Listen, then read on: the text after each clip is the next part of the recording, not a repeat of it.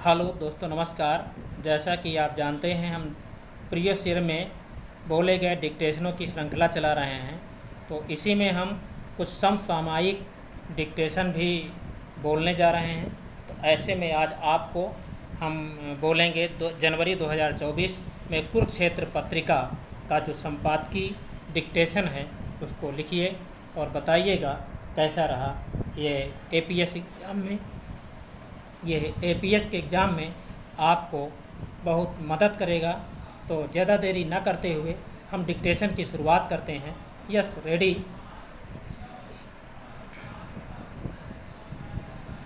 प्रधानमंत्री नरेंद्र मोदी के विजन के चलते आज भारत में स्टार्टअप यूनिकॉर्न बनाने में उल्लेखनीय प्रगति की है। आज भारत का स्टार्टअप इकोसिस्टम सिर्फ बड़े शहरों तक ही सीमित नहीं है। छोटे शहरों और कस्बों से भी उद्यमी उभर रहे हैं। जो दिखता है कि भारत में जिसके पास इनोवेटिव आइडिया है वही वेल्थ क्रिएट कर सकता है।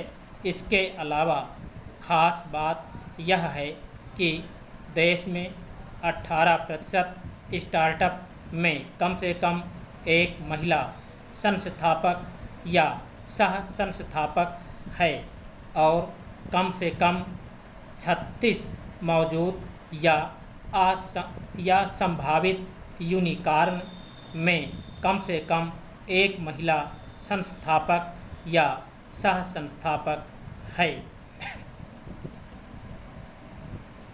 स्टार्टअप इंडिया भारत सरकार की एक प्रमुख पहल है जिसका उद्देश्य देश में स्टार्टअप संस्कृति को उत्प्रेरित करना और भारत में नवाचार और उद्यमिता के लिए एक मजबूत और समावेशी पारिस्थितिकी तंत्र का निर्माण करना है जिससे देश का आर्थिक विकास हो एवं बड़े पैमाने पर रोजगार के अवसर उत्पन्न हों।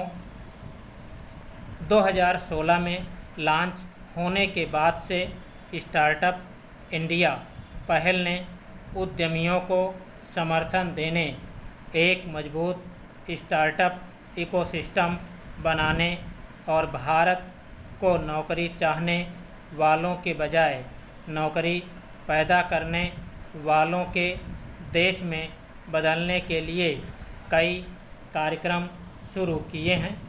इन कार्यक्रमों का प्रबंध एक समर्पित स्टार्टअप इंडिया टीम द्वारा किया जाता है जो केंद्रीय वाणिज्य और उद्योग मंत्रालय के तहत औद्योगिक नीति और संवर्धन विभाग DPIIT को रिपोर्ट करती है।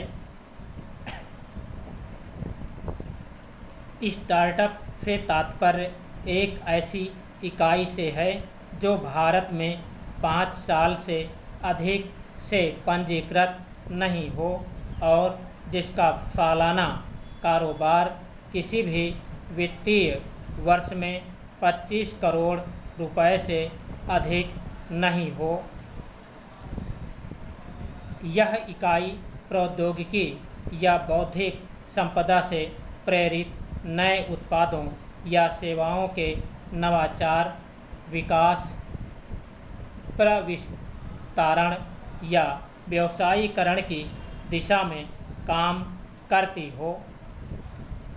देश में यूनिकॉर्न की संख्या 100 के आंकड़े तक पहुंचने पर प्रधानमंत्री नरेंद्र मोदी ने अपने मासिक रेडियो संबोधन मन की बात में इस उपलब्धि का जश्न मनाते हुए कहा था कि आप निश्चित रूप से जानते हैं कि एक यूनिकॉर्न कम से कम 7,500 करोड़ रुपए